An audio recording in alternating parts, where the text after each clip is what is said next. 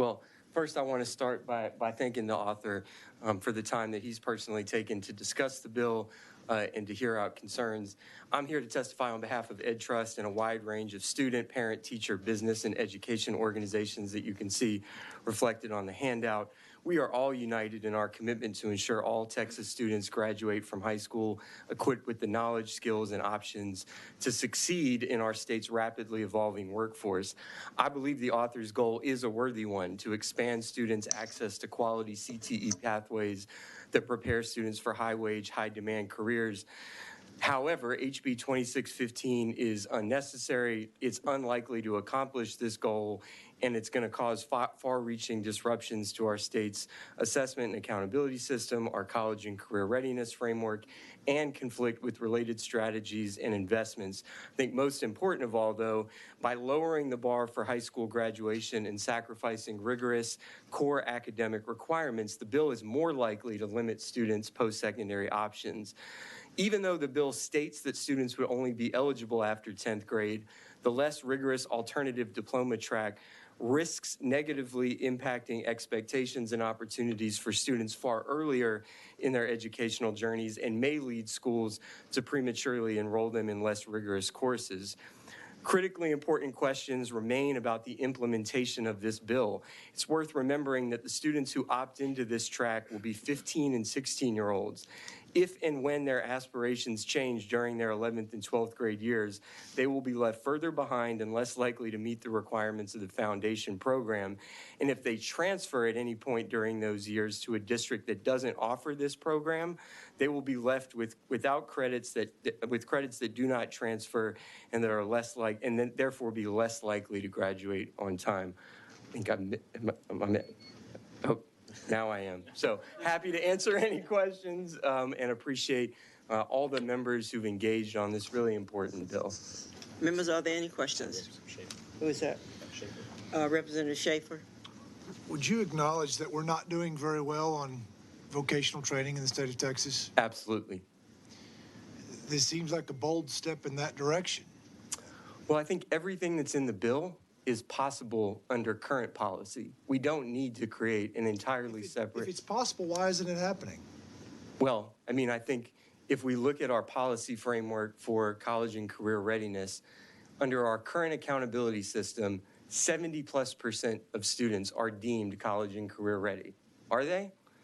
If we're offering CTE courses in Flores, should we be? If they're not leading to those pathways? The 9 credit hours in this bill are doable alongside the foundation program. They don't need to be in lieu of. And if you look at the details in the bill, it proposes adding 4 new elective courses that would substitute for 4 core academic courses. What are those 4 core academic courses? They are English sorry, let me get out my sheet. I have it. Wait a second. So the foundation program would also include 2 more additional years of English, so English 3 and another English course, and 1 more additional year of math, which in a lot of cases would be geometry beyond Algebra 1. Okay, so let's talk about math for a second. Okay. So you got a young man or woman that's out there learning to plumb, yeah, or take an electrician's course. Is that not applied mathematics? It absolutely is. So why not let them go take an applied mathematics course in lieu of that math course that you just mentioned? My point is that they're complementary, right? So we don't have to limit that student's options to pursue plumbing while also, we have this idea that like academic knowledge and workforce exposure and skills are somehow not complementary. They absolutely are. There's a time factor there. If you're in the classroom, then you're not out in the shop. Yeah, and my point is the 4 elective credits that are introduced in the bill, Money Matters, Intro to Business or Business Management, Entrepreneurship, Internship, those would still be required courses under this alternative program. My point is students can take the core academic courses that are more rigorous, and they can take the CTE courses that are in the bill. We don't need the bill. That can already be done if we replace the 4 electives being proposed here with the ones we already have in the core foundation, and we don't run the risks that I tried to outline in my testimony, which is when students want to have more expansive choices and options in their 11th and 12th grade or after graduation, they aren't stuck without them. Well, they can always go to a community college and get caught up. So if he goes into this program, gets to the middle of his senior year and says, I wish I'd have gone the traditional route, just goes to local community college, takes a course online or in person and gets caught up. I mean, they've still gained the experience of whatever they did in this high school program. They change their mind. Students do that, but they're not in a position where they've lost anything.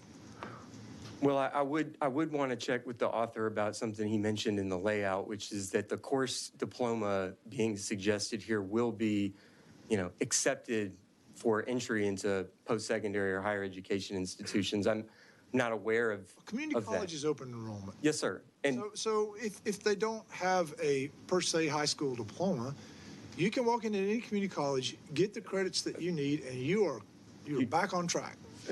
Respectfully, you do need to demonstrate academic readiness to take credit-bearing courses in a community college. Right, but they have all the remedial courses that you need. So in other words, he gets into, let's take your fact pattern. You're taking a worst-case scenario. Student has regrets. He's halfway through his senior year. I wish I'd have gone the traditional route, and I don't have that traditional high school diploma. Okay. He still learned all this stuff that he learned. Now he goes to the community college, takes 1 or 2 remedial courses, and he's back on track.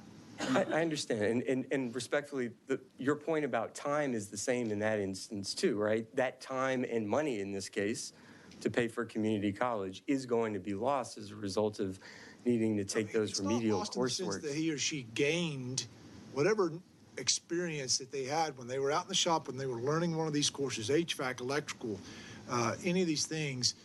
It's not lost time. That's just time spent on a different pursuit. This is part of growing up. Young people try things, decide something different, and try different things. So, I just, we worry about the data that's collected. We worry about how it fits into accountability ratings and the way funding streams are. We need to be talking about the young people who need to get out there and learn to turn a wrench. A turn a wrench can turn life around. And we're just not giving them that opportunity. I agree. In my opinion. I agree. And that's not my intention. So, I'm not worried about them missing out on that third math class if they're actually learning the proper pressure in a pipe or learning about volts and amps, stuff that you've got to really use your noggin to figure out. And, I don't know how many times I've used the Pythagorean theorem in my adult life, but let me tell you, righty-tighty, lefty-loosey, I've used a lot.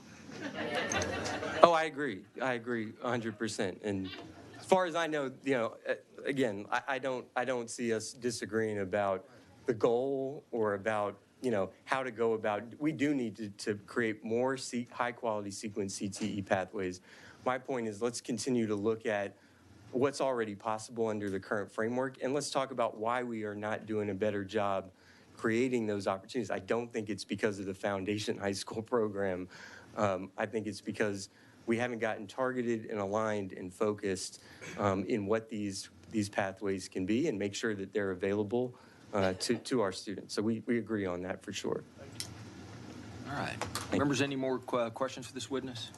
All right. We appreciate you being here.